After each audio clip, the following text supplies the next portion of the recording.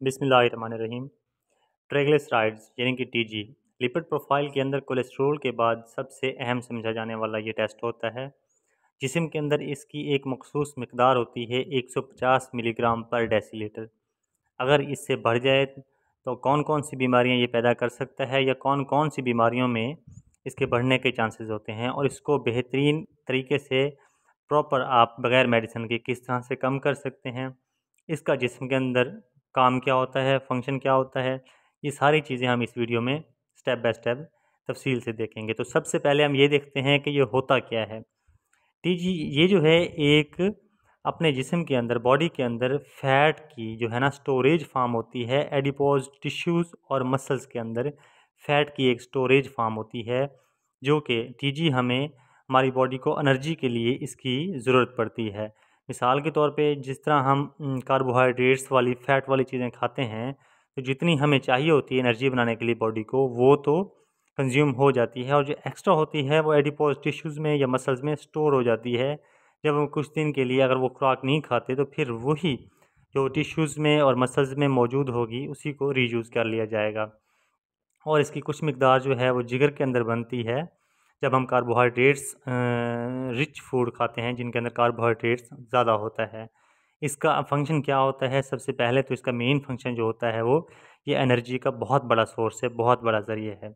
इसके बाद ये जो है लॉन्ग टर्म स्टोरेज जो है एनर्जी की, क्योंकि ये फ़ैट की सूरत में हमारे मसल्स में और टिश्यूज़ में मौजूद होता है और लॉन्ग टाइम हमें एनर्जी देने का काम करता है। और इसके अलावा ये क्या करता है कि फ़ैट सोल्यूबल विटामिन्स जो होते हैं, जिस तरह विटामिन ए है, विटामिन डी है, विटामिन ई और के है, इसको ये ब्लड में कैरी करता है। और इसके अलावा जो इसका मेन फंक्शन ये भी है कि हमारे जो ऑर्गन्स हैं बॉडी के अंदर उनको ये प्रोटेक्ट करता है, लुब्रिकेंट करता है, उसको प्रोटेक्शन देता है ये।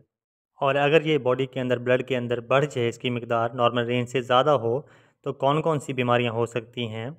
उसमें सबसे पहले नंबर पे जो आती है वो मायोकार्डियल इन्फेक्शन आती है, क्योंकि ये आपके हार्ट को जो है ब्लड ब्लड वेसल्स जो हैं जिनमें से ब्लड फ्लो कर रहा है उनके ऊपर दबाव देता है और वहाँ पे ब्लड प्रेशर का मसला हो जाता है, जिसे हाइपरटेंशन भी कहते हैं। ब्लड प्रेशर आपका बढ़ जाता है।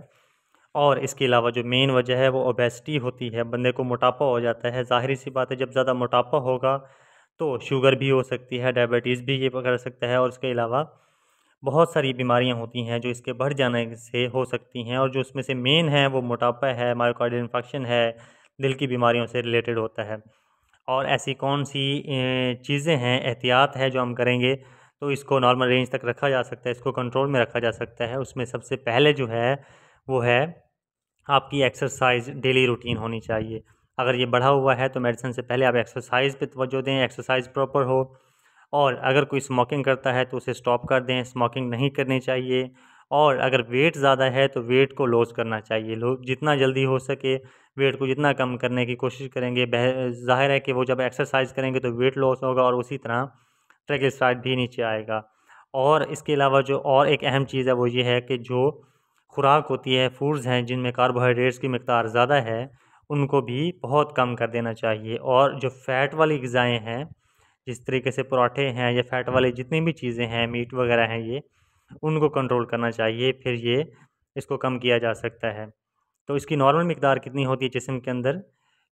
अप टू 150 मिलीग्राम पर डेसीलीटर के 150 मिलीग्राम पर डेसीलीटर तक होना चाहिए। अगर इससे ज़्यादा हो तो फिर इट्स मीन कि आपका ट्राइग्लिसराइड जो है वो ज़्यादा होगा। इसके बाद इंशाल्लाह कोलेस्ट्रॉल के ऊपर एक डिटेल वीडियो बनाऊँगा। तो इसी तरह मज़ीद वीडियोज़ के लिए, इन्फॉर्मेटिव वीडियोज़ के लिए आप चैनल को सब्सक्राइब अभी तक नहीं किया तो चैनल को सब्सक्राइब कर लें और वीडियो पसंद आई हो तो इसको लाइक और शेयर कर दें। Thank you so much.